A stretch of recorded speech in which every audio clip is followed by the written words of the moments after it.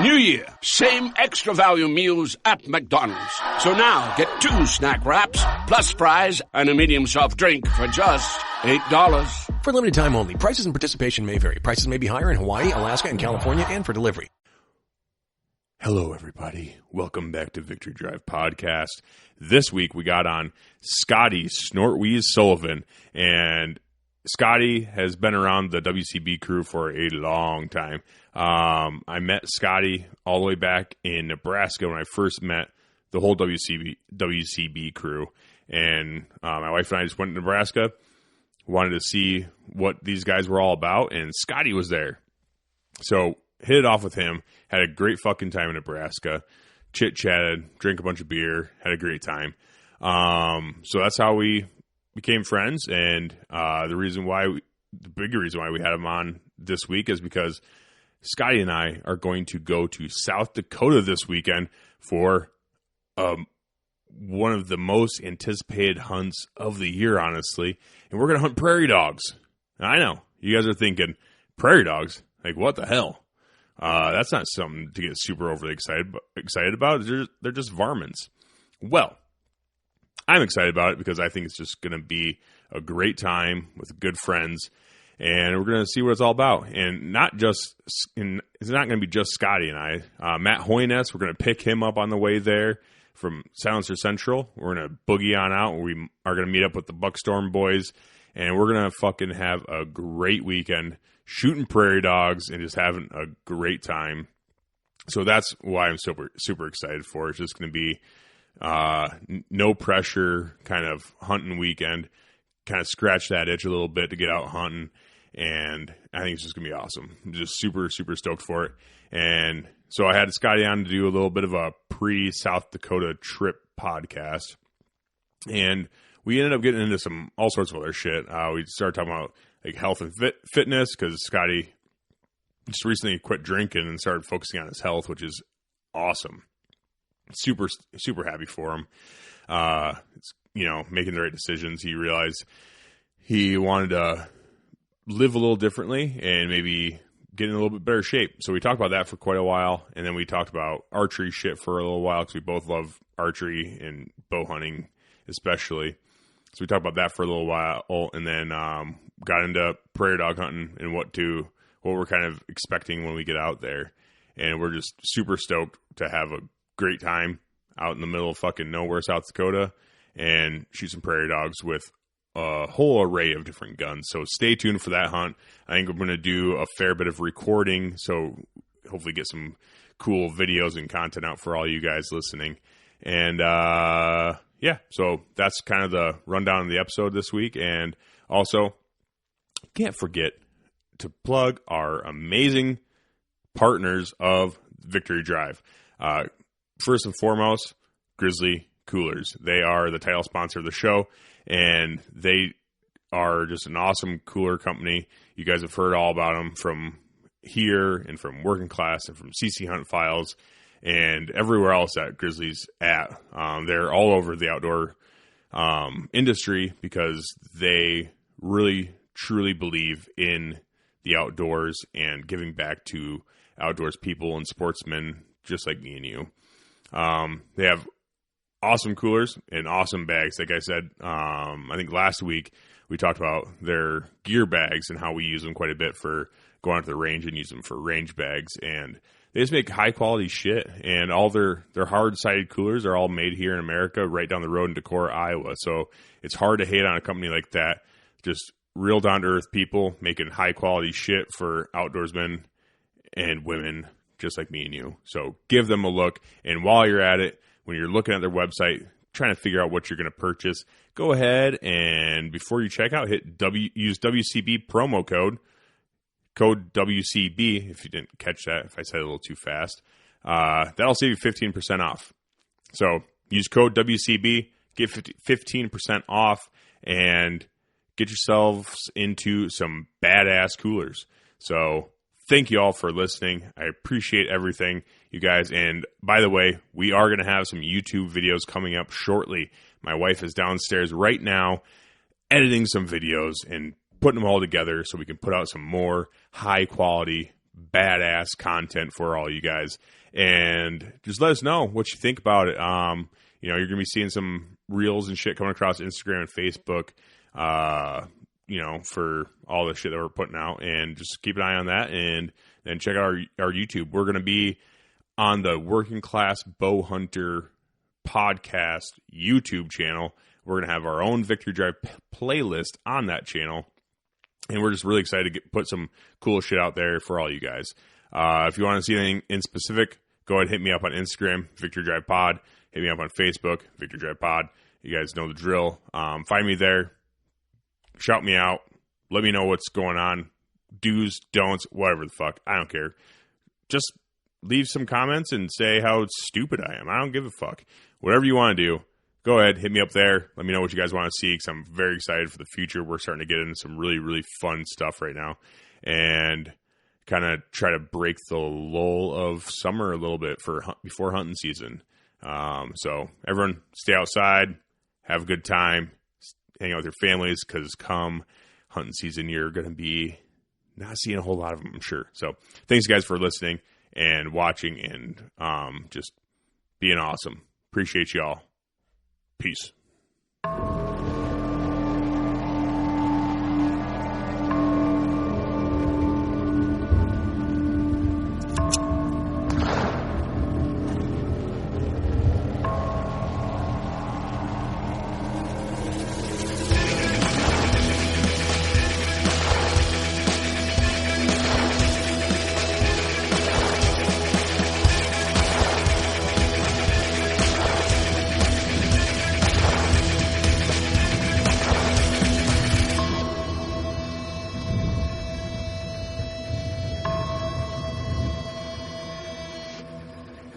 All right, Scotty. Now we're recording on both devices.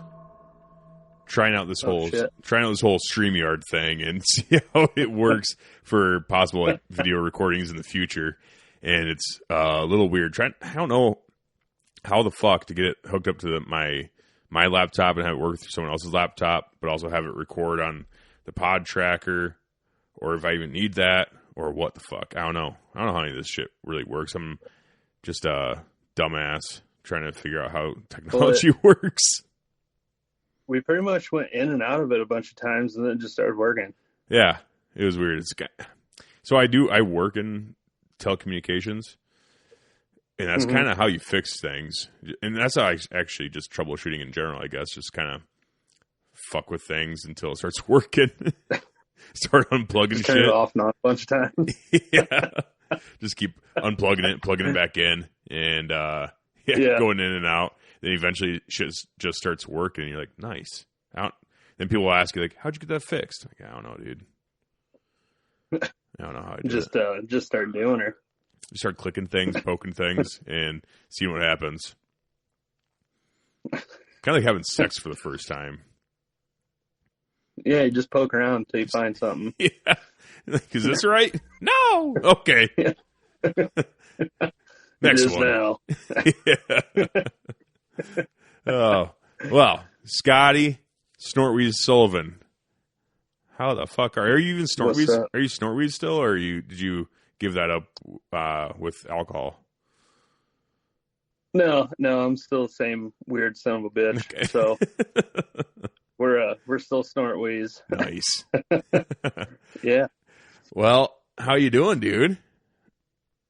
Not too bad. Just been working out, trying to drop a bunch of weight for this coming fall. Yeah. Been kind of nonstop working out. So. Yeah. So I'm sure a lot of people listen already know who you are from Working Class Bowhunter Podcast and Kurt and everyone. But so you quit drinking. Yeah. Yeah. And that's kind of like, you used to drink quite a bit. Like not that long ago. And you just quit cold fucking turkey, or what?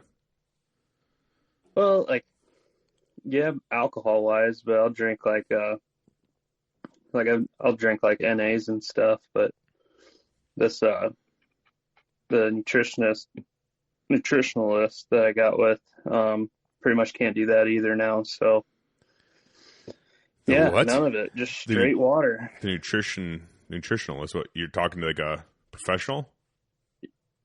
Yeah. Yep. Oh, okay. Yeah. So it's pretty strict eating and pretty much just straight water all the time. So it's really not bad. It's a lot more food than I actually eat normally. So I don't know how that all works, but it's working. Yeah. Well, I'm sure you talk to them and they're like, well, so what's your average diet consist of? And you're like, well, some of this, some of that, and then like 15 beers. Like, oh, cool. Yeah. Well, if we just cut out those 15 beers, add water, and then you can eat more, actually. So, and still lose a bunch of weight. Yeah. No, I was trying the fasting thing, and it's I was kind of overdoing it. I was especially I do a lot of work outside, so usually sweating your ass off. You don't feel like eating anyways. So I was doing like 23-1 fasting. So for 23 hours I don't eat, and then just get an hour to eat, and it's not good for you. So no, it's not. No, I looked into that fasting stuff. I think the healthiest way to fast would be to do like a 16 and 8, where you're eating for 8 hours and you're fasting for 16. Yeah. That'd be like the healthiest way to do it, but fuck, man, 23-1, that's kind of nuts. Yeah, the guy that set me up on a meal plan, he pretty much, he's like, yeah, you're pretty much like starving yourself, and it's not really helping you out because your metabolism isn't, you're not giving it anything to go off of. Right. And I was like, all right, well, but just the alcohol alone, a month off of it, I dropped 24 pounds. Mm-hmm. That sounds about right.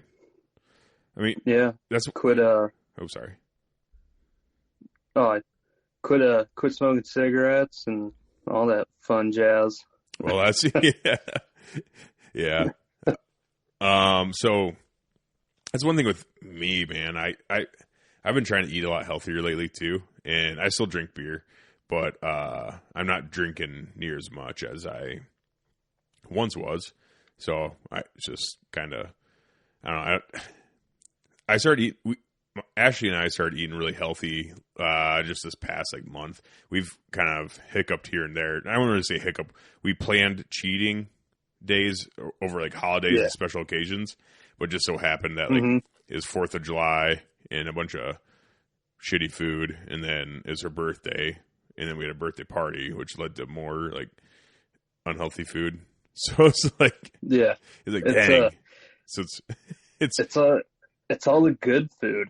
I mean, it's eating healthy is just kind of straight and narrow. It's you don't really get to veer off on anything. It's some days I'm like, dude, I could smash a Culver's burger right now. I like Culver's, so it's I drive by it in Geneseo, and it's god damn it, that fucking burger's making me hungry.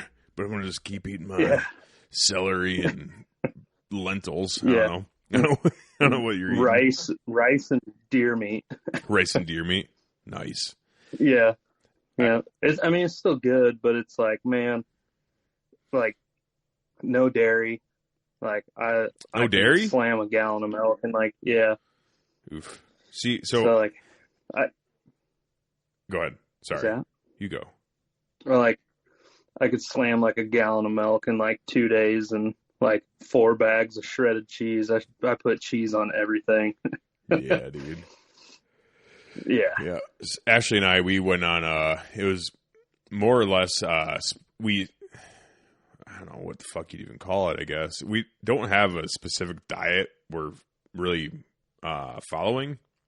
We're just we cut out all processed foods and all sugary drinks and sugar basically, so no treats, I guess, unless it's we're eating treats as treats and meals as meals. We're not eating treats as meals anymore. You know what I mean?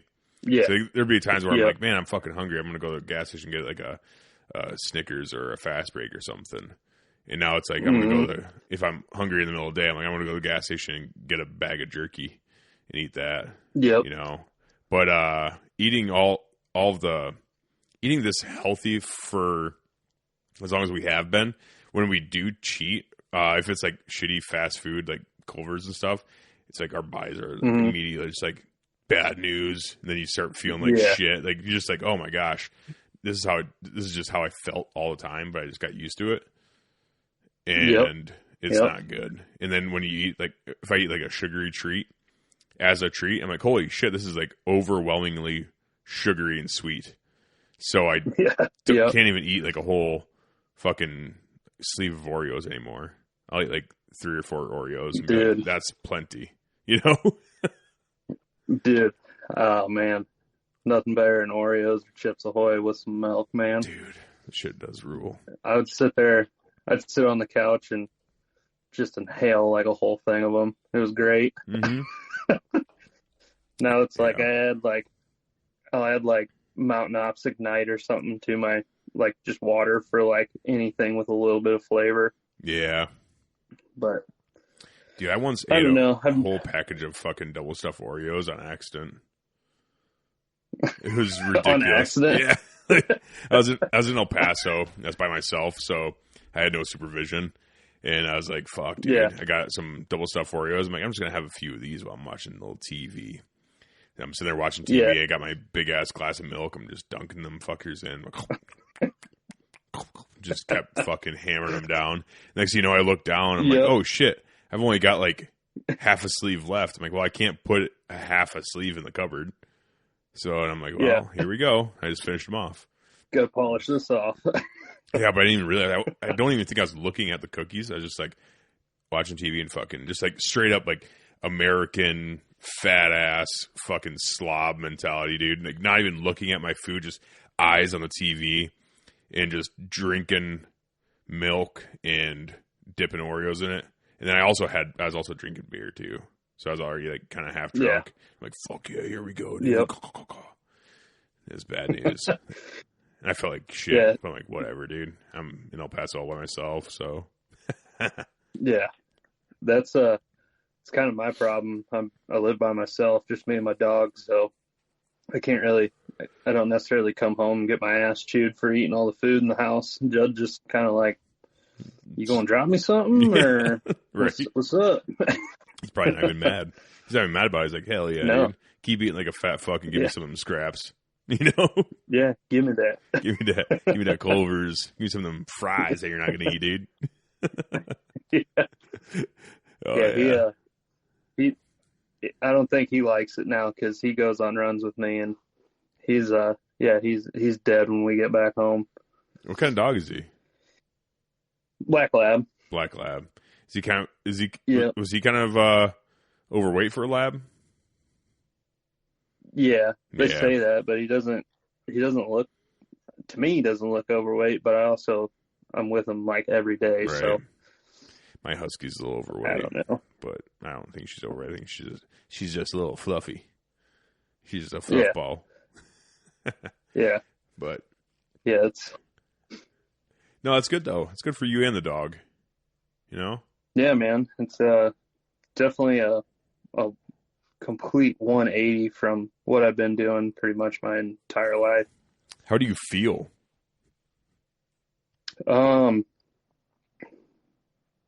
Really good, actually.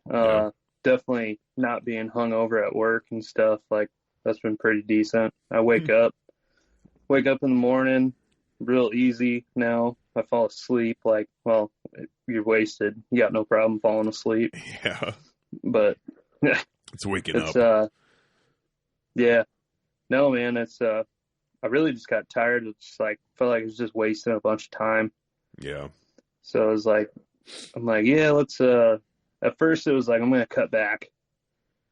And then cutting back went from, fuck yeah, I'm just going to quit in general.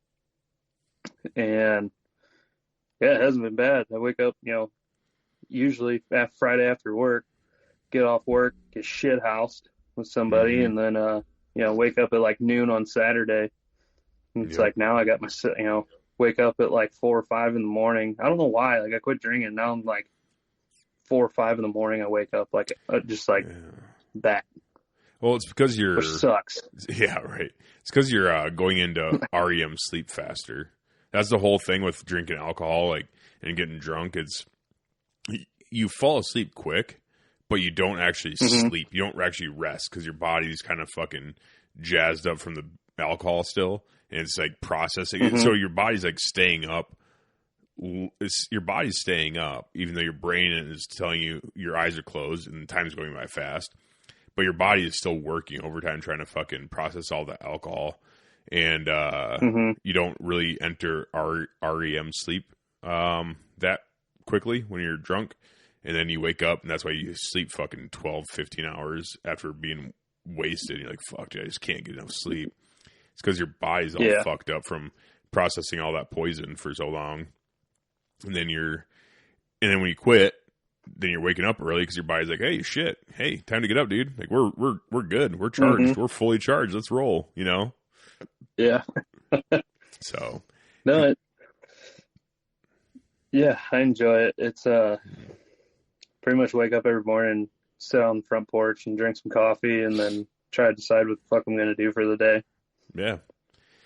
Because like I said, I still drink beer. I'm drinking PBR right now, but I still like to drink beer, but I don't get fucking wasted all the time anymore. Like I rarely get drunk anymore. The only times I really get drunk is when I'm down like in Illinois with all you guys and stuff. And you're sober now, but like I'll be like, I'll let loose now and fucking turn up a little bit. But when I'm home, I'll have, a beer or two, maybe a couple times a week, I guess. So that's kind of my thing is like, if I feel like drinking beer, I'll drink a beer, but I really try not to go past like, 6 in a night anymore. When I was in El Paso by myself, I was drinking fucking, half a 30 rack a night, and just at least, at least, like that's minimum.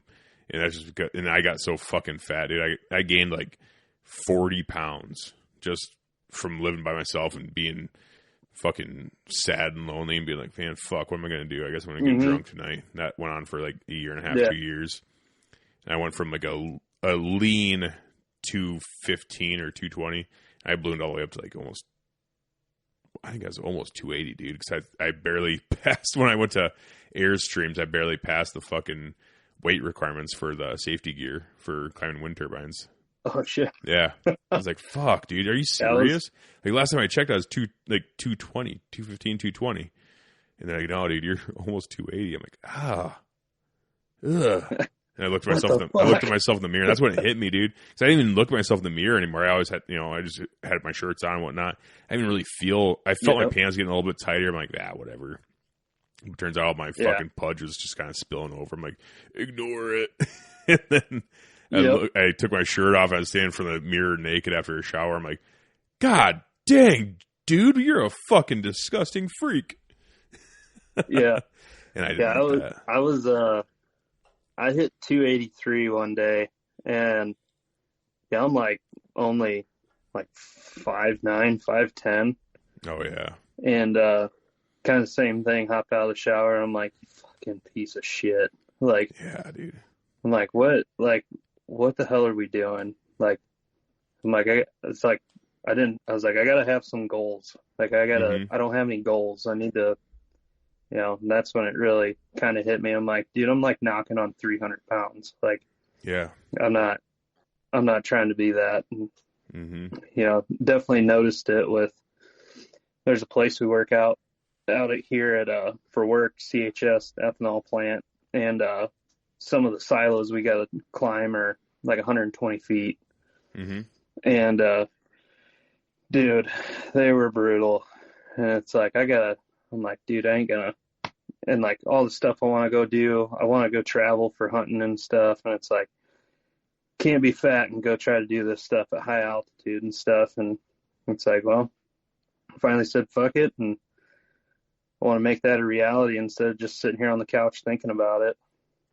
No, that's awesome, dude. So, you're absolutely right. I think the thing with me too, because I kind of hit that wall too. Let me back up. When I got out of the Army, I went straight to working on wind turbines, and I had to be at work by like, 6 o'clock, I think I had to be there, but I had to drive an hour to work.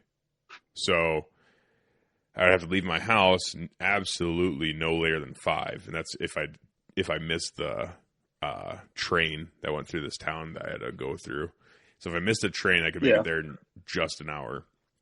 So I generally leave home for work at like 4:30, 4:45 is when I'd leave. And there's no time for me to go to the gym in the morning. And then by the time I get done climbing wind turbines all fucking day, I get home and I'm like, the last thing I want to do is go to the gym in the evening. Yeah. Because I'm a big pre-workout guy. I'm I guess a mild caffeine addict still. But it's like really like pre-workout really gets me jazzed up and ready to go to the gym. And I'm not going to take pre-workout at fucking 6 p.m. and then not sleep that night. This is crazy. So I just treated climbing wind turbines as my workout. And that I did shed quite a few pounds. I think I had lost like 20 pounds or so just climbing wind turbines and not really doing anything different, keeping my diet pretty much the same. I cut out fast food because in my town there's no fast food restaurants. So I cut out fast food just inadvertently just from getting away from the city. But then once I got this job that I'm at now, I drive, if I'm going slow, 10 minutes to work. So, and I don't have to be there till 7. Nice. I don't have to be there till 7:30. So I'm like, fuck, I'll have all this extra time. And I'll just wake up the same time I've been waking up at 4:15 or so, drink my pre-workout, get ready to go, hit the gym by 5, work out for an hour a day, go home, make some breakfast, get ready for work. And I've been doing that for the past little over a year, and it's been fucking amazing, dude. But going to the gym has made me feel a lot better. But I'll tell you, changing my diet the past month has made me feel exponentially better. Like I've been lifting weights pretty religiously for about a year now, again, and I don't think anything's made me feel better in the gym than just changing my diet up and getting rid of processed foods and breads and all that shit. And the only carbs I'm taking in is like from actual food, like fruit and potatoes and shit like that. Some rice is the only grain I'll take in, is some rice here and there. But I cut out all like processed, like multi-grain shit. Like bread really is the biggest thing. All that processed bread and shit. I cut all that stuff out. And oh my God, dude, I added 30 pounds of my deadlift without even, like, literally the next week. I did this diet for a week. The next week I felt so good that I added 30 pounds of my deadlift just because my back felt amazing because all the inflammation went down. Yeah. It's crazy. That was, so like kind of the same thing, like my diet too. Like, it's pretty much, I got a shitload of deer meat in the freezer, so that makes it nice. So it's like either ground deer meat or backstrap or deer steaks, and it's that, and like I weigh all my food out, like, but it's portioned to like 6 meals a day. Oh, you're going that route, huh? Because, okay, and it's all just portioned out for you. So, like every Sunday I'll take and make, do all my meal prep, and then, all my food's there for morning, first break, lunch, and then I go after work to work out, and then I ate like 2 rice cakes with like a certain amount of peanut butter on them, and then like after that I wait like 2 hours, I'll eat a meal, which is rice, a green veggie, and protein. And then, so it's like, even noticing with that, like, and quitting drinking too, like my lower back doesn't pop anymore. I don't know if it's because of, like, I used to be able, like, after work, like if I worked in the shop welding or something, I'd walk out of the shop and like I just felt like I had a knot in my lower back. I'd hop in the truck, and all I had to do was like lean into the steering wheel, and my lower back would pop. And it's like, now, like, that don't happen anymore. And it's like, it's pretty nice. Pretty nice to not feel like you're fucking feeling like shit all the time. Dude, it is. I truly think after changing my diet up and stuff too, and just seeing how much better I feel, I'm 32 years old, and I talk to people that are, mid 30s, mid to late 30s or 40s or so. They're like, "Oh yeah, dude, 30s. That's when you start getting all fucked up. That's when your body really starts falling apart on you, and you start getting fat and everything else. It's just age. It's just the way it is."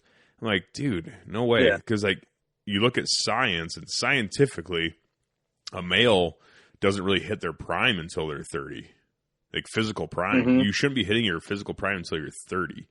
So it's 30-something-ish, late 20s into your early to mid-30s is when men hit their physical prime.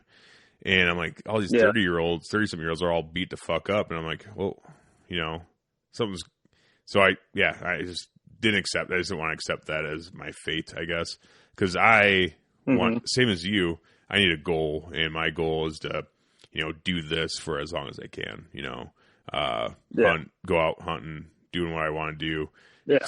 I want to be a dad. I want to be able to fucking run around my daughter and keep up with her until she's, fucking forever. You know what I mean? So yeah, I have all those goals I want for myself, and it's kind of the same thing where I'm like, man, I got to change something now, because if I don't change something now, then I will just fall into that rut and have those same excuses as everybody else. Be like, and I have all the excuses in the world. I'm like, yeah, I was in the Army for 10 years, and I'm older, and I've been doing physical shit my whole life, and my body's just beat the fuck down. That's why I'm old, decrepit fucking asshole. Yeah. It's like, or I can make the decision now, change how I'm eating, change how I'm acting, and change my daily routines, and set myself up for success as I get older. Yeah. Yep. That's like, even growing up, like my dad's a pretty heavy drinker, so it's like hanging out with him.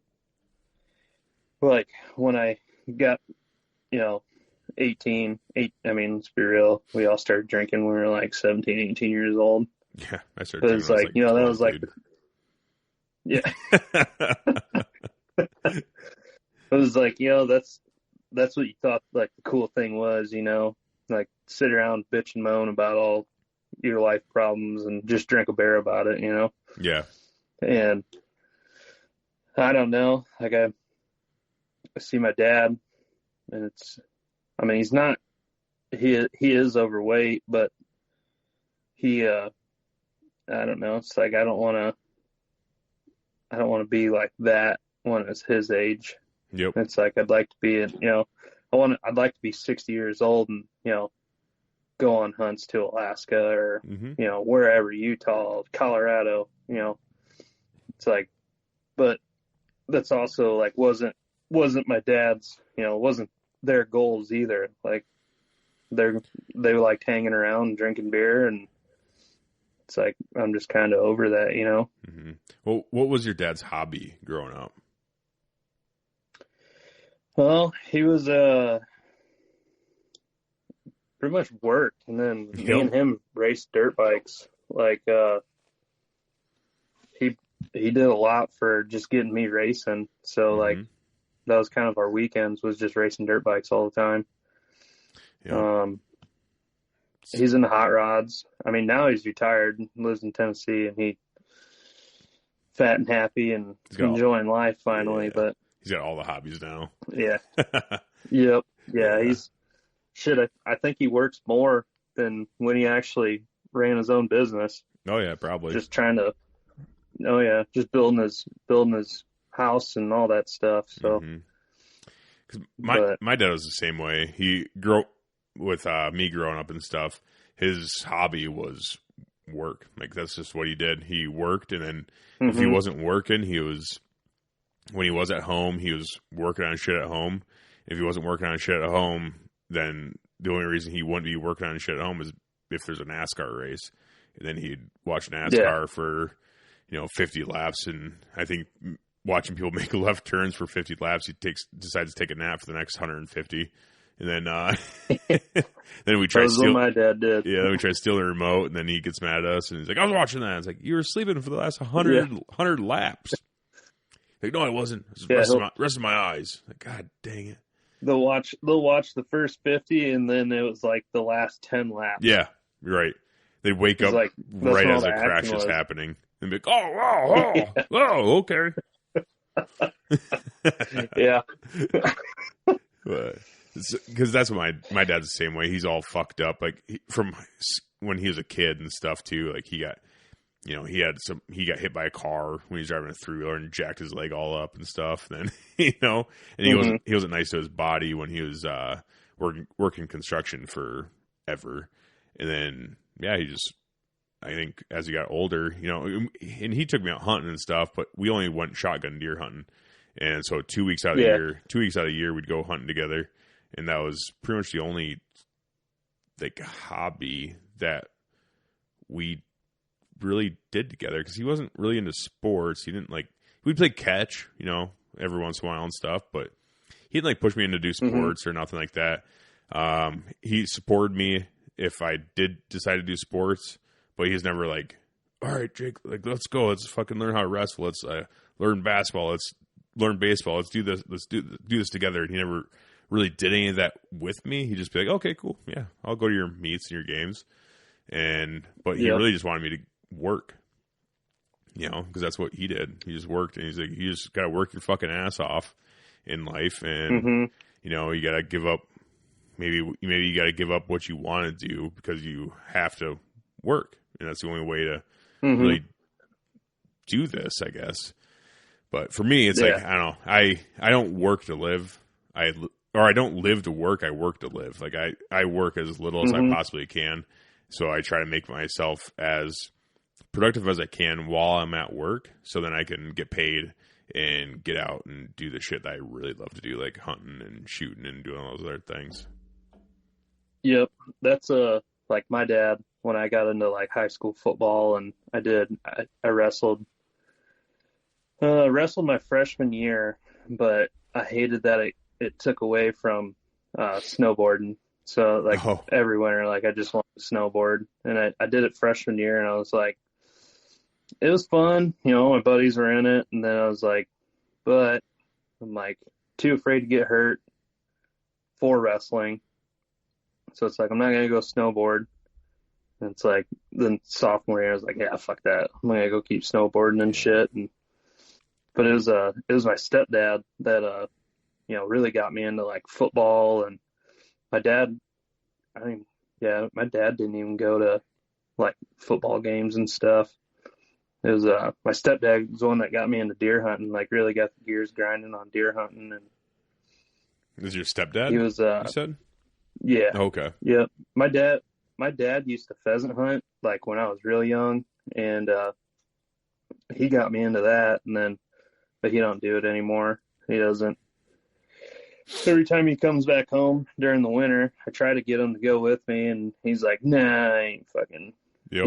He's building hot rods and shit now. He likes being in the garage and working on hot rods, so hard to try to get away from him. But he yeah, man. His kind of like how you're saying, your dad with construction, it's kind of how my stepdad is. I'm in the same trade. He got me into the sheet metal trade, and he's having a hip replacement in first week of September. I think he's had both knees replaced. He's had a shoulder surgery, and it's God damn, man. I'm in the same damn trade. Yeah. I don't like this. Yep. And my stepdad was yeah, it's do I really want to do this my whole life? And it's not bad. He just, my stepdad was a bodybuilder when he was younger.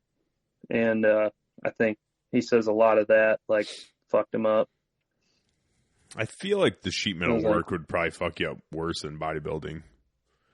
Unless he was on a shit ton of steroids. Yeah, he probably was. Yeah. Yeah. It was the 80s, dude, all right? He was a shipwreck house. Oh, yeah. Yeah. Arnold Schwarzenegger and fucking... all through... Yeah, everybody wanted to be him, Oh, yeah.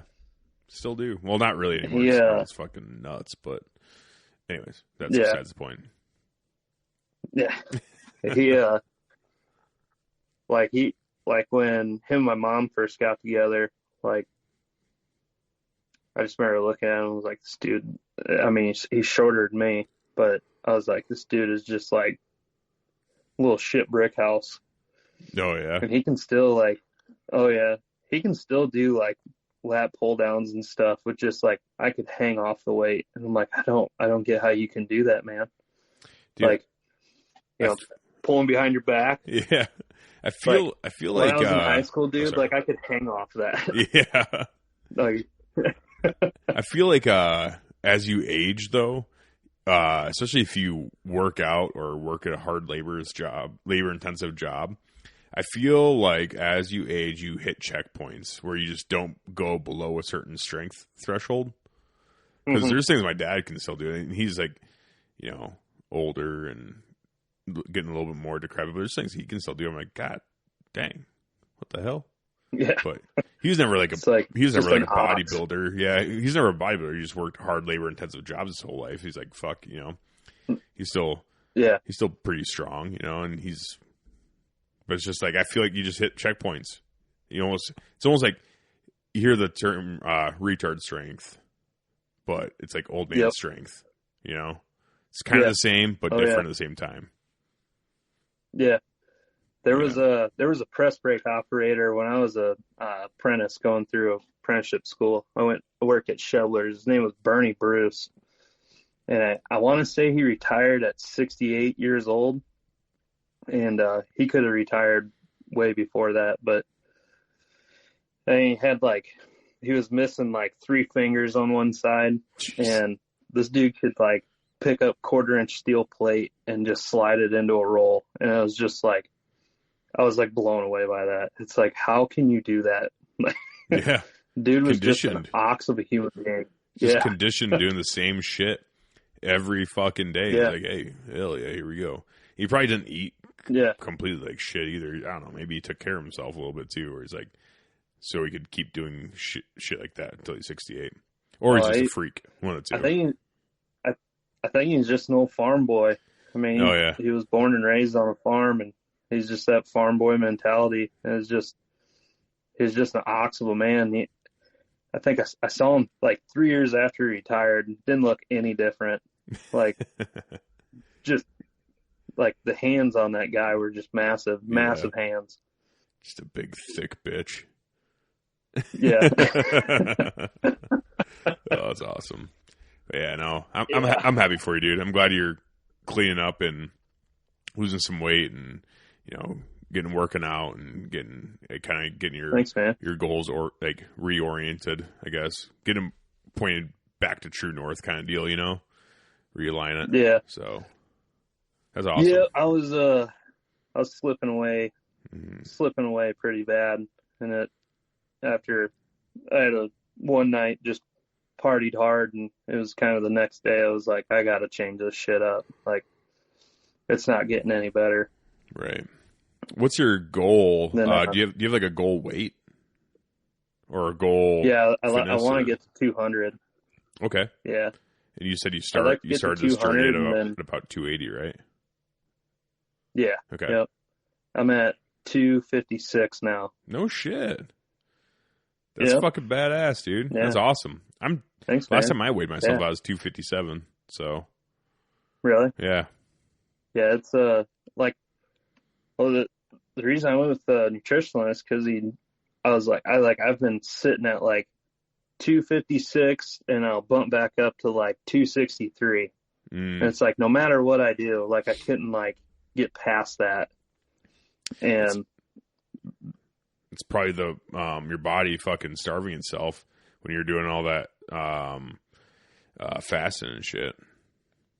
Yeah. Yeah.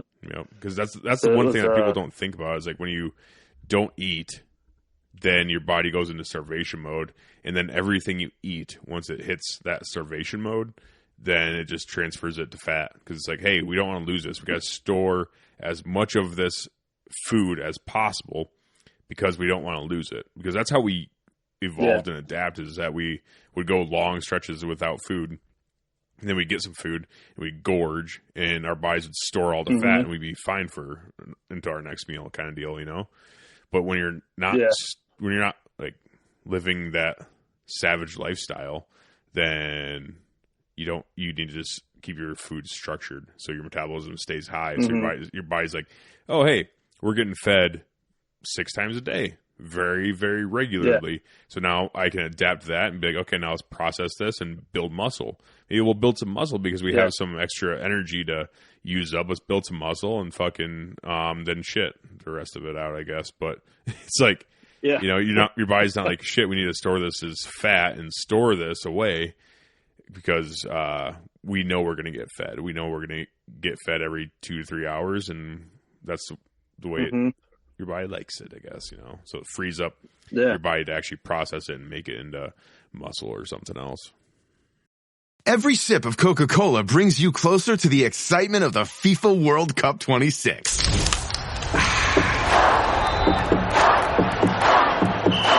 Because nothing compares to the joy.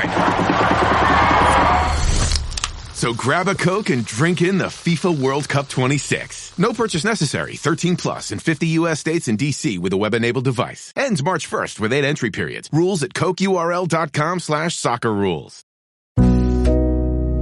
The world moves fast. Your workday, even faster. Pitching products, drafting reports, analyzing data. Microsoft 365 Copilot is your AI assistant for work. Built into Word, Excel, PowerPoint, and other Microsoft 365 apps you use. Helping you quickly write, analyze, create, and summarize. So you can cut through clutter and clear a path to your best work. Learn more at Microsoft.com/M365 Copilot. That and like staying at that weight, it's like I'd like to be, 200 to 220 before I go to Utah this year.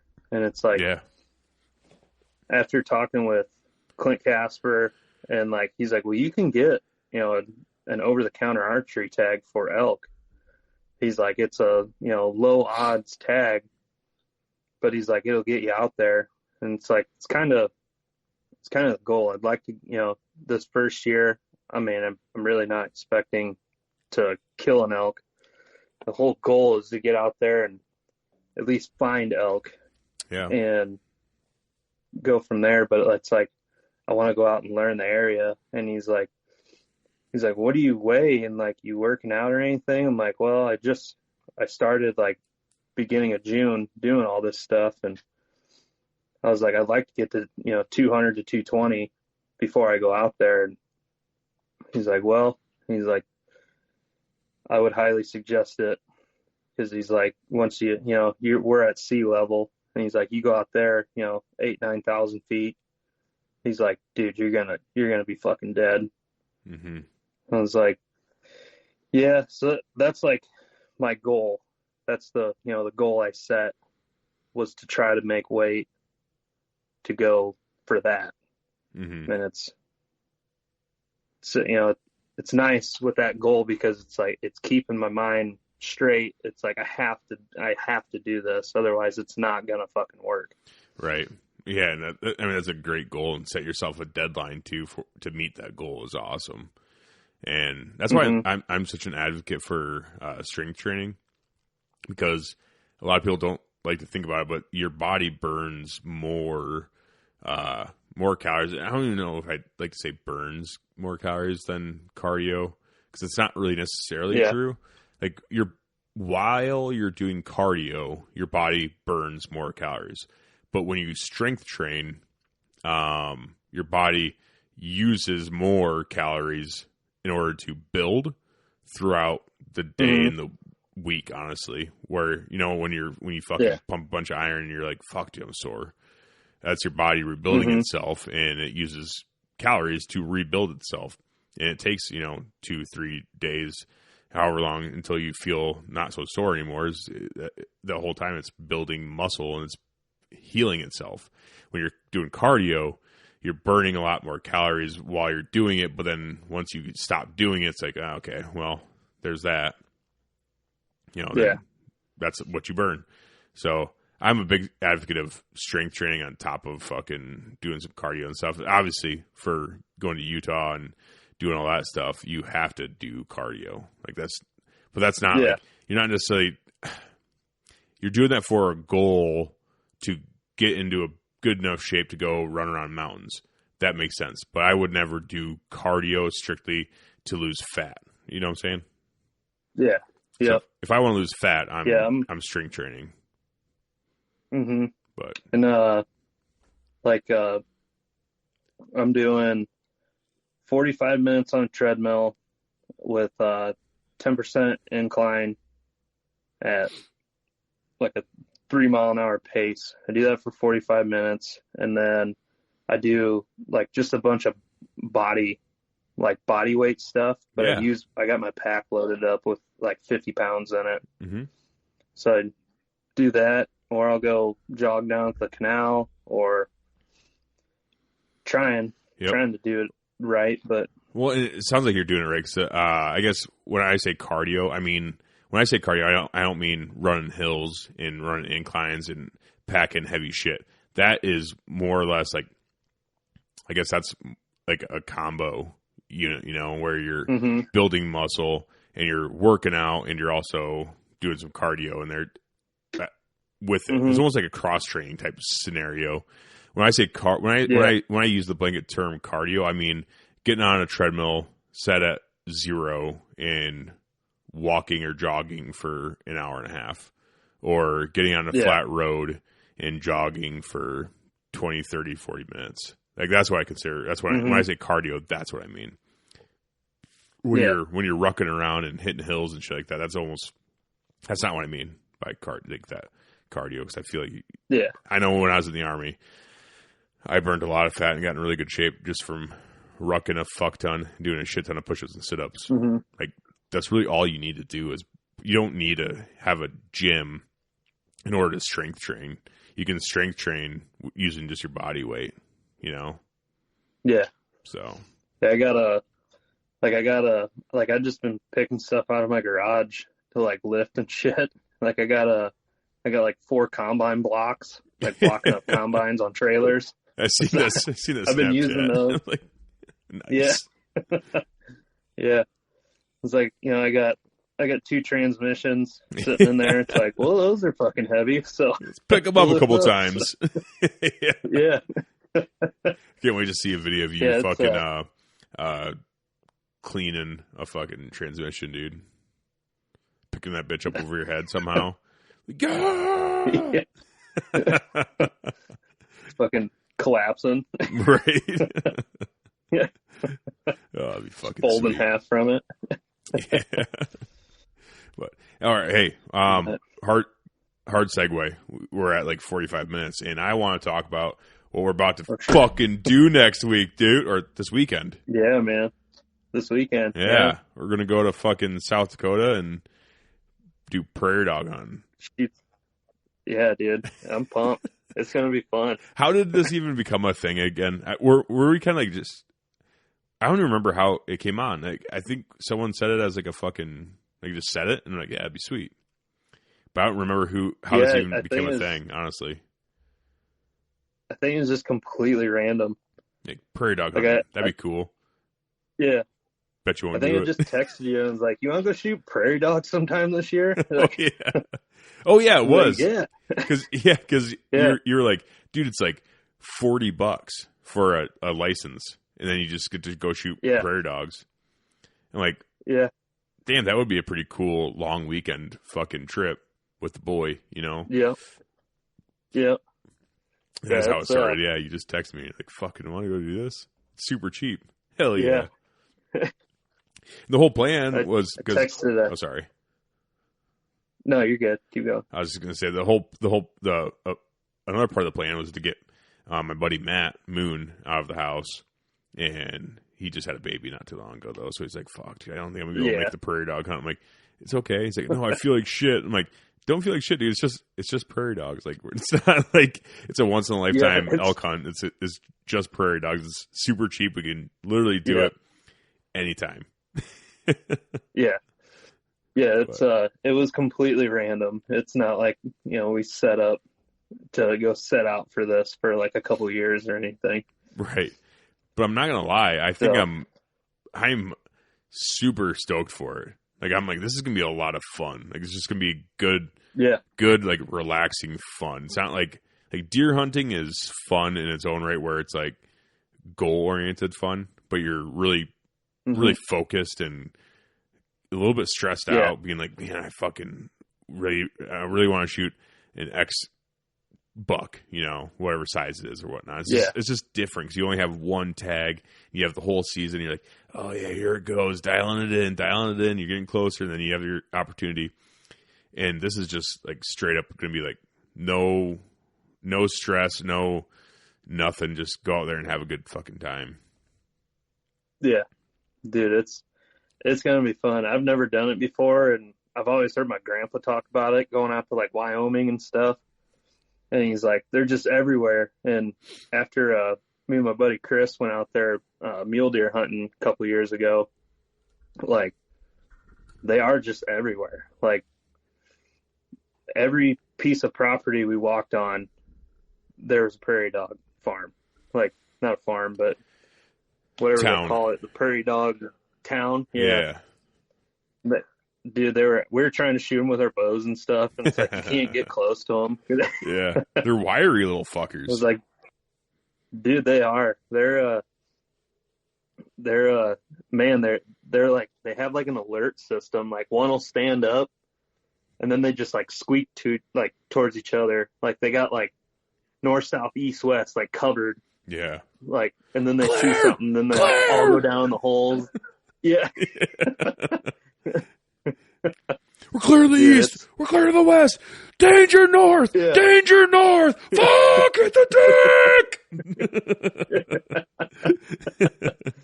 Incoming. Oh, fuck, Tommy's down.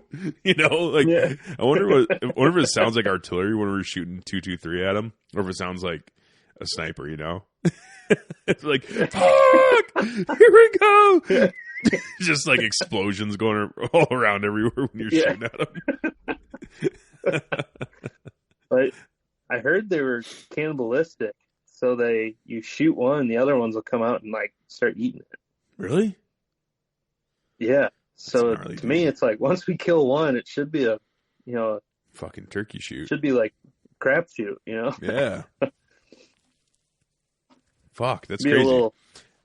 I also heard it like rings the dinner bell for coyotes. Mm-hmm. So shoot a bunch of them during the day, and then sit out with thermals at night and shoot coyotes.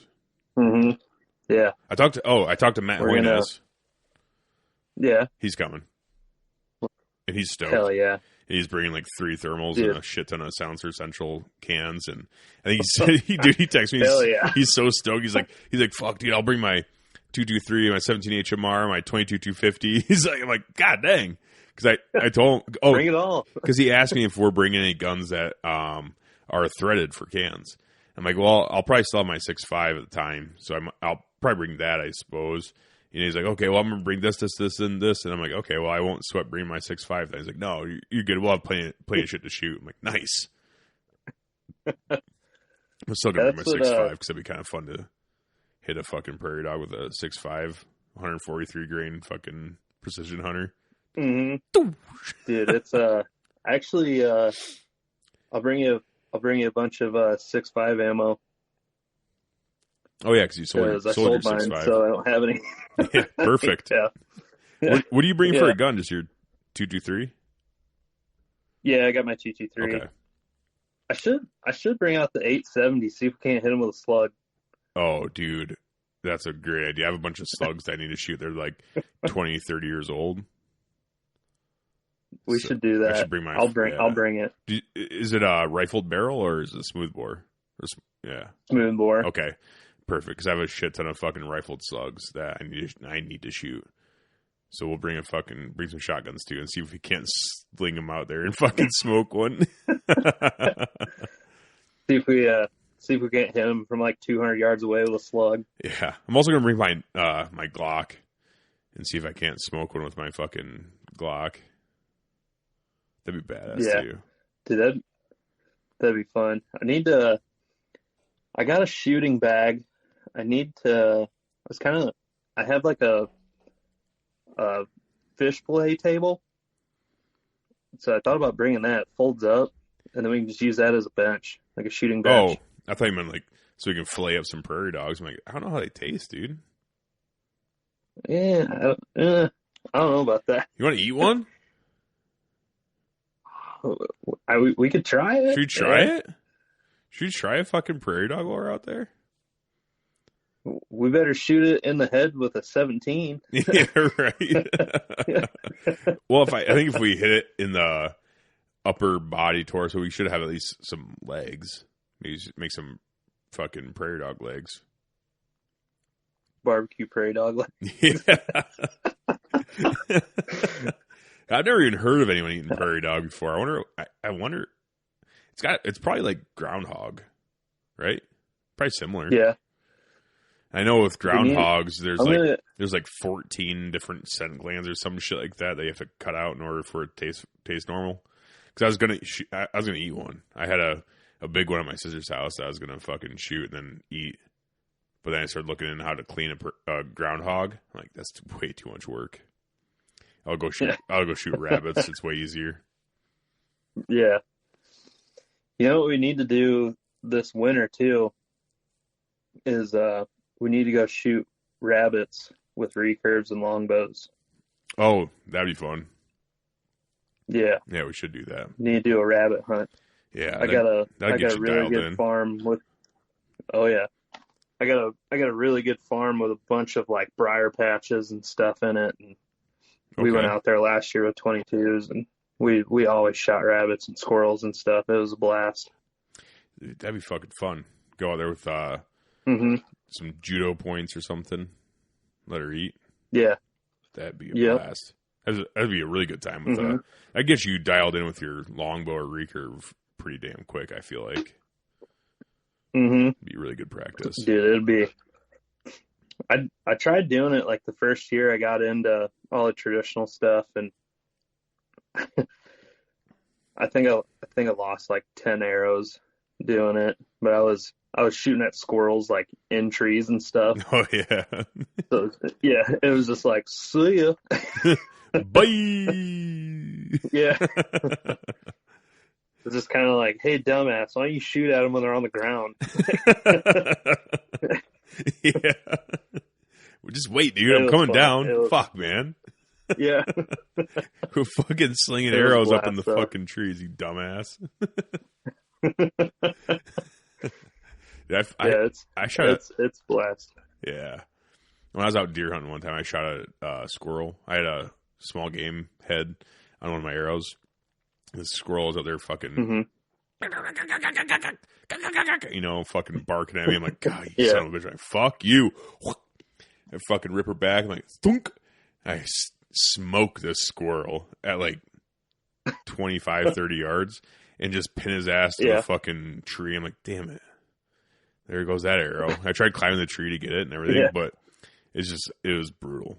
I fucking smoked him, but he's still stuck up there. That arrow and that squirrel skeleton is probably still stuck in that tree, in this piece of public land.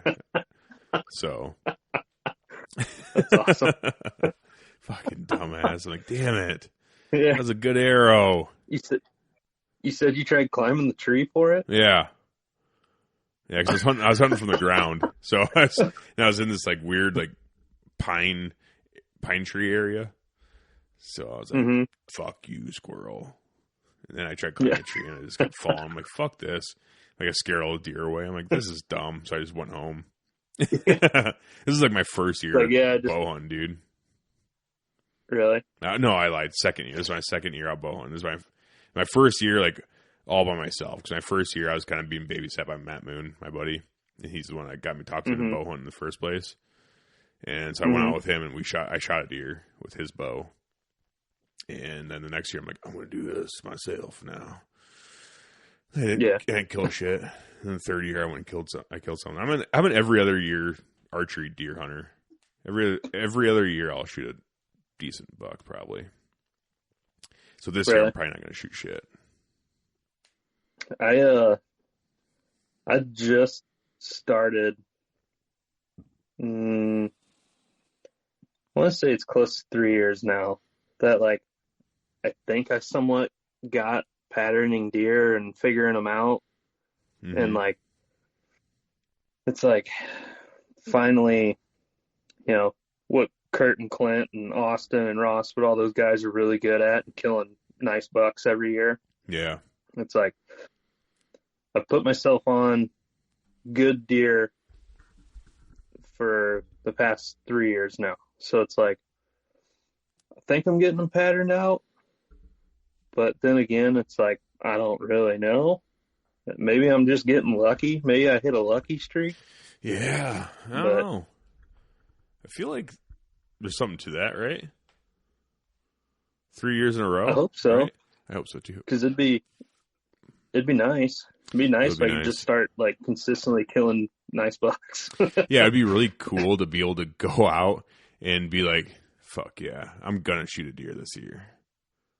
Yeah. You know? It's like every year I'm like, hopefully I can kill a nice deer this year. It'd be nice to be able to go out and be like, fuck yeah, dude, I got this deer's number. I've had him on camera. I've done this. I've seen him all over the place. I've got this deer's fucking numbered this year, you know, kind of deal. Yeah. I never have anything dialed in. I'm hunting mostly public land or by permission pieces. And last year I had lucked out and got a really good permission piece from Austin, but he didn't draw his Iowa tag, so he's like, fuck, someone might as well hunt it. So I'm like, hell yeah. And I helped him like all summer with shit, and I went out there and I shot a buck at my first. I shot a buck within 3 hours of my first sit, and it was a 140-inch fucking 9-pointer. I'm like, hell yeah. So that was pretty cool, and I felt pretty king of the world. Yeah. So now this year I'm going to go fuck it all up with a longbow and hunt public land and not shoot shit and see a bunch of big deer and be like, damn it, if I had my fucking compound, I could have shot this deer 100,000 times.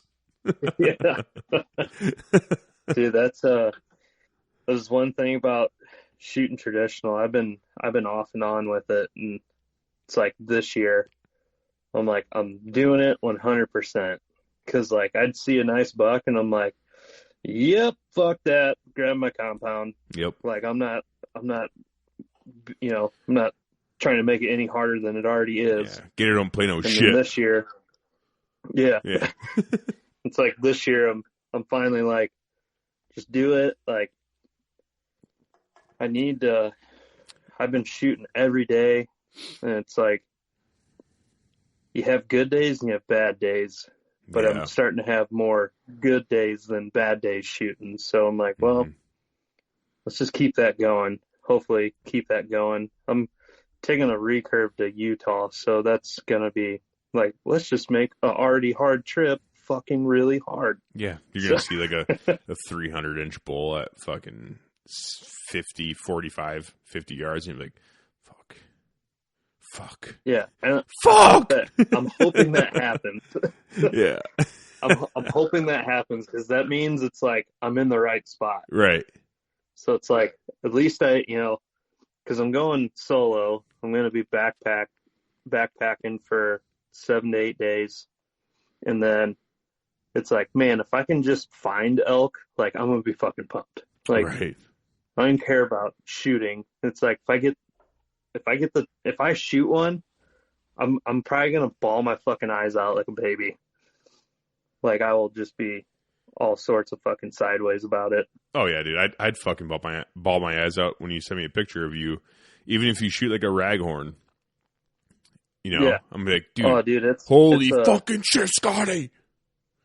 That's badass, dude. It'll be insane, but I'm not, like, I don't even have that in my head. It's like, just go out there and try to figure out the land. Go out there and have fun. Yeah. Yep. Yeah. It's pretty much. So I think the way I'm going to run things is I'm going to go fully trad until I kill a nice animal with trad, and then maybe I'll just keep it going. Mm-hmm. But I'm going to go fully trad until that happens, because I'm like, you know what? Fuck it, dude. That's been a goal of mine since I picked. Because my very first year out archery hunting, I took my Samick Sage out. That was my bow. Really? And you know what's even more funny is this is how much I didn't know about bow hunting. I Googled like best broadheads. What I kept reading about was fucking Rage hypodermics and stuff, right? Or Tripan.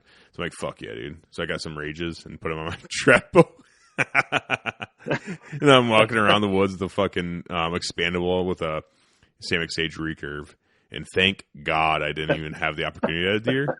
Because like after learning more about it and being like, that was really dumb. You know, like I didn't know shit. Dude. I literally was like, my buddy was like, hey, let's go bow hunt. I'm like, okay, cool. I will, but I'm going to use a recurve because fuck you. And he's like, okay, well, good luck. It's really hard. I'm like, yeah, right. So I fucking take my recurve out. I'm doing that stuff. And I didn't know shit. And he didn't know enough to tell me otherwise, or he didn't want to tell me to see. He's just like, God bless him. You know, I don't know what he's thinking. Yeah. I still haven't had this conversation with him actually about it, or maybe he just didn't see what I had because I never pulled him out of the quiver in front of him. Maybe, but either way, after like midway through the season, I was doing some more research and I realized like, oh shit, expandables on a recurve is dumb as fuck. So then I bought some fixed blades. And then that's why I ended up shooting my first deer with. But I didn't use the recurve. I used my buddy's compound to shoot that deer. And I'm like, that's been a goal of mine to shoot a nice deer with traditional equipment. I'm like, that'd be fucking badass. So I'm gonna do it. I'm just gonna put the compound away until I accomplish that goal. I think if it takes me 10 years, it takes me 10 years. But it is what it is. That's my goal. Like I'm on my 4th year, not straight traditional, but mostly traditional. And I got lucky the first year I tried it. I shot a doe at 8 yards and I hunted off the ground. And I was like, no shit. Like, I'm the best hunter in the fucking world. Yeah. I'm like, I have conquered the sport of hunting. Like, Jared Scheffler, get the hell out of here. Scottie fucking Sullivan's coming in hot. Yeah. And then for 3 years, I missed everything. I mean, all the shooting in the yard. Well, nobody tells you that your point of aim changes when you're 15 feet up in a tree. Oh, so sure.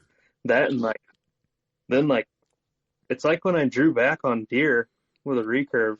It's like my eyes would like slap together, and then I just completely forgot everything, like how to draw the bow back. Like I was flabbergasted about it. It was like, I don't know what the fuck I'm even doing right now. Yeah. Cross-eyed. And then just like, I'd fling an arrow like 6-7 feet over its back, or it'd be like 10 feet in front of it.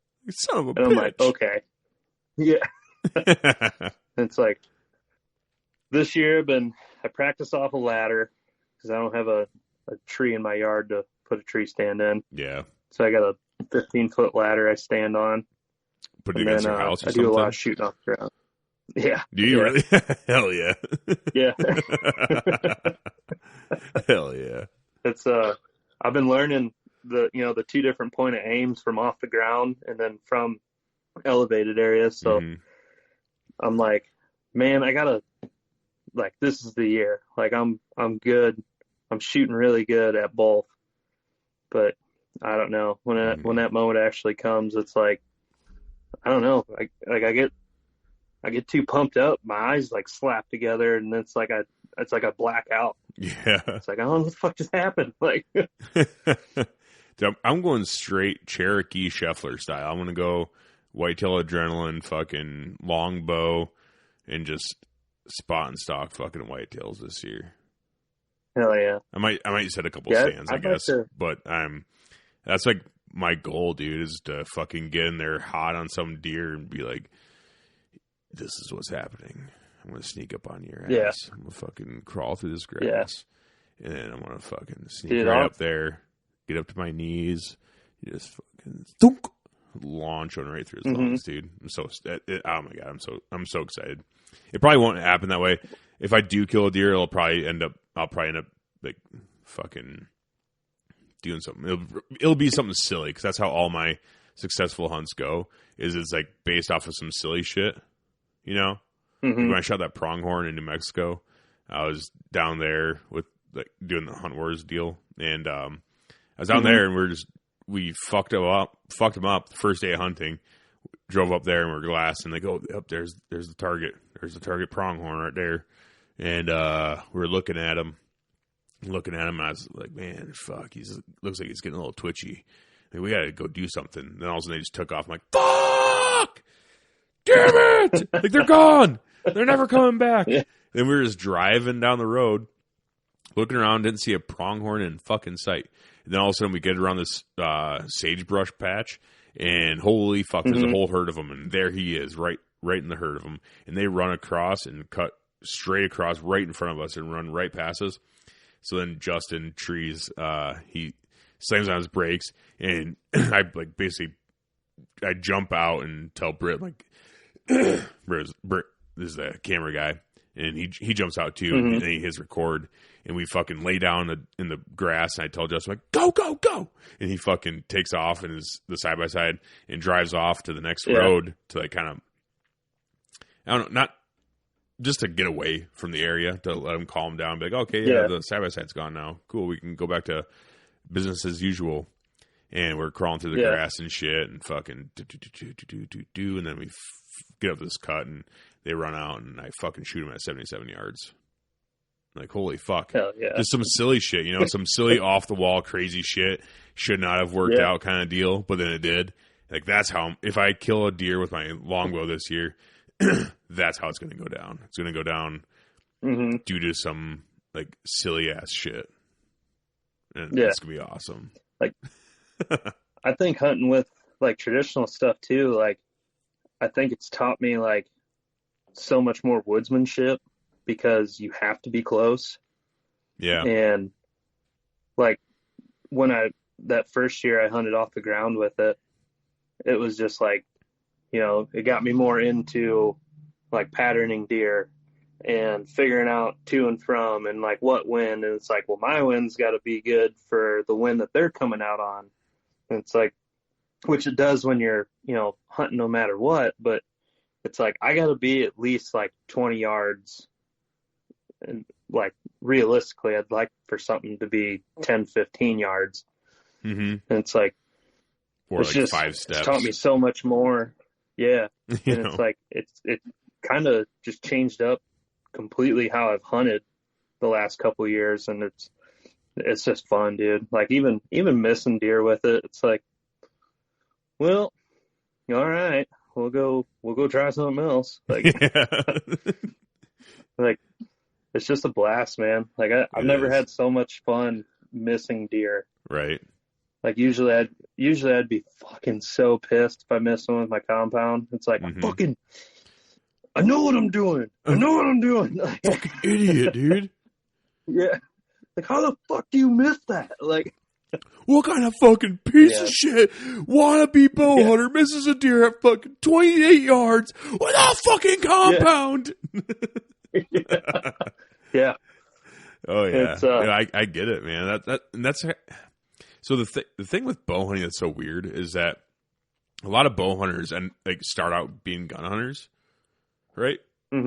So they do the gun hunting thing for a while. And they're like, oh my gosh, this is so much fun. What's the next step? And you're like, oh, bow hunting. That's even harder. Like, fuck yeah. So then become bow hunters, right?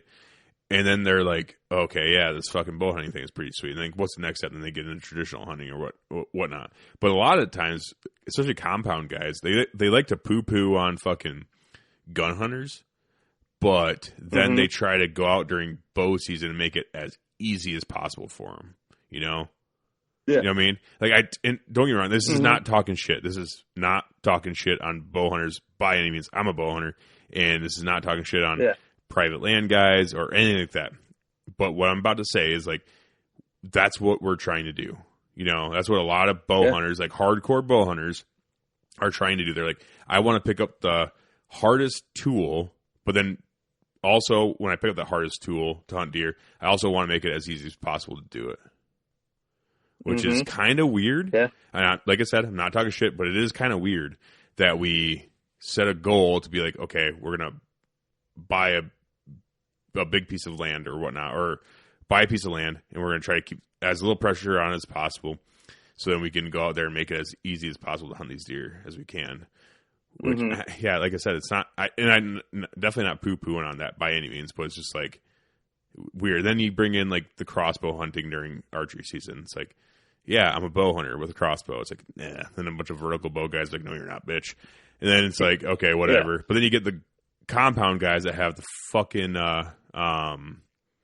that fucking Garmin sight on it, range finding sight on it. Yep. It's like, yeah, I'm still a bow hunter, and I'm not using a bitch ass crossbow. I'm like, but you're using a fucking range finding sight. Like, that's even for rifle hunters that have range finding scopes. Yeah. I'm like, you're a bitch.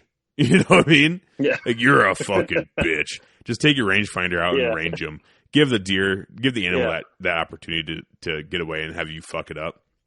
Like, I don't know, man. It's just that's just a weird conundrum. Like I said, I have to reiterate this a million times. I know because someone's going to say something about it, but I'm not shitting on fucking bow hunters by any means. I do the same thing. If I have private land to hunt on that's super unpressured, I'll hunt it tomorrow. Well, not tomorrow because it's out of season, but I'll hunt this year. You know, like, I'll fucking do it. Like, that's awesome. It gives you a really high quality hunt. I get it, but it's just a weird conundrum that I find myself in, where I'm like, I almost like. Just to anyone in particular in the hunting in the hunting world, or any hunter that's like poo-pooing on someone else for the way they like to hunt, it's like, maybe you shouldn't do that, because you're probably doing some poo-poo stuff too. Yeah. You know, and I don't mind people. I have nothing bad against people. If you're in a state that it's legal to use a Garmin range finding site, go for it. If that's what you want to do, if that makes it fun for you, go for it. But just don't think that you're better than someone else because you're using a bow and they're using a gun, but then you have like a range finding sight on it. You know, it's like, in my opinion, it's like, that's kind of crazy. You know? Yeah, you're spending a shitload of money to try to make the hard part about it, right? Like, your easiest part. You're eliminating steps, and it's like, that's what a crossbow does. Like compound guys. It's like, well, who are you with a Garmin bow sight to give a guy with a crossbow any shit? Like, they're out there trying to kill something. Like, they're hunting. Like it. That's the way I feel about it. It's like, me personally, like, the way I'm going to run my hunting life now, at least for this year, see how the next year goes. But I think I'm just going to run fucking trad bows during archery season, and then I'm going to do that. That'll be my hard hunt, and then come gun season, bitch, I'm trying to make it as easy to execute that shot as possible. So I'm going to use the most high tech fucking weaponry I can legally use in whatever state I'm hunting in during gun season. You know, fuck it. Like, that'll be my high tech fucking hunt. But I'm not. I think I'm just gonna try to not bring any high techy shit into bow hunting, and just maybe try bow hunting for bow hunting and do trad shit during that. Then then my fucking gun seasons will be with high tech machinery. Yeah. That'd be cool. That was one of the reasons why I got into traditional archery. I was a bow tech for, let's say 6 years or so down at R&R. And, it's just everything. Like, it's not even a full year until something new comes out. And it's, I buy a new bow. There's like one time I had like 12 brand new bows. Yeah. And it's like, I just got, how much money I had invested into it. And then with traditional, it's like, well, with compound, you'd buy the bow and then you want to resell it, and it's not even worth like half of what it was new. And it's like only 4 months old.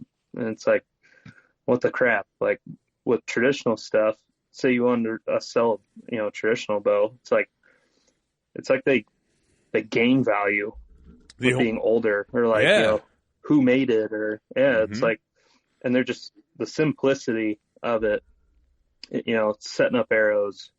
And then, I mean, you can of course dive as far as you want into traditional, shoot cedar shafts or, glue on points. And, you can get into making your own bow strings and eventually, make your own bow or something. It's like, but for the simplicity of it. It's just setting up arrows and just shoot. Like, that's what really drew me to it. There's, none of the, shimming cams or, adjusting rest or, sighting in. It's like, it's almost overwhelming, like how much I got like in the compound stuff. And it's just like, I need a break from it. Yeah. There's so much shit you have to do before you can even get on the range to start shooting when it comes to compounds. There's a lot of shit you have to get set up properly before you can even pull that fucker back. With a recurve or longbow, that's not the case at all. It's like, that's how you set it up, is by shooting it and tweaking the arrow setup and whatnot, and brace height and all that shit. It's like, but it is simple. Like, it's really, really simple to get into. It's like, focus on your brace height. Make sure you have that up to within the manufacturer's specs, and they tell you that. Every bow year will tell you, like, here's our brace height chart. Keep within that, and then you're good to go. And you just grab whatever arrow fits your spine the closest, then start shooting different weights in the end, and that's how you tune it. Like, that's it. Oh, and I guess cutting it, cutting it down. But I don't have to worry about cutting the arrows down because I just shoot full length. So I think the ones, because you're shooting like 60-something pounds, ain't you? Yeah. So the bow that I bought from you, actually, it's a 53-pound bow at 28 inches, and since I'm drawing it back to about 32 inches, it's fucking gonna be 28, 4, 8. Yeah, it'll be like a little over 60 pounds. Yeah, probably when it's all said and done. Because I got those. They're 340 spine, so those should be good for you. Yeah, dude. I think they're like 10 or 11 something grains per inch, so be perfect. it'll be plenty. yeah. No, I'm stoked for it. But we've been talking about archery this whole time, but this is a gun podcast. So before we go, what are you bringing to South Dakota for varmints, like prairie dogs? I got my 223. I got a RRA varmint. Okay. What are you going to be shooting out of? Like just 55 grain varmints, or like 55 grain VMAX? Yep. 55 grain VMAX. Yep. Those got that, and then those will be good. I think I got